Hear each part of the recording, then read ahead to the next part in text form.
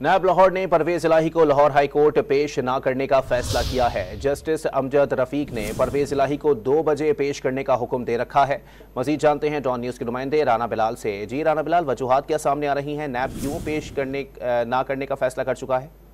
को नैब ने Lahore high court में पेश ना करने का फैसला किया है। आज जस्टिस अमजद रफीक ने नैब को हुक्म दिया था कि परवेज इलाही को 2 बजे जो है वो लाहौर हाई कोर्ट में पेश किया जाए। ये परवेज इलाही ने नैब गिरफ्तारी के खिलाफ लाहौर हाई कोर्ट में एक दरखास्त दायर की थी, जिसमें आज इब्तदाई दलाइल सुने थे जस्टिस अमजद रफीक ने, और ये हुक्म दिया था कि 2 बजे परवेज इलाही को जो है वो लाहौर हाई कोर्ट में बेंच के रूबरू पेश किया जाए।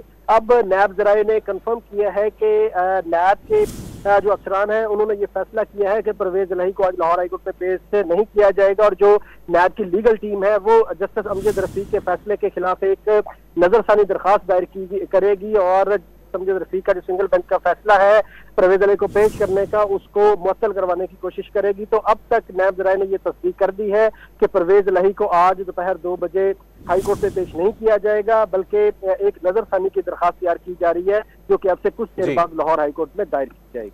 बहुत शुक्रिया राना बिलाल अपडेट करने के लिए।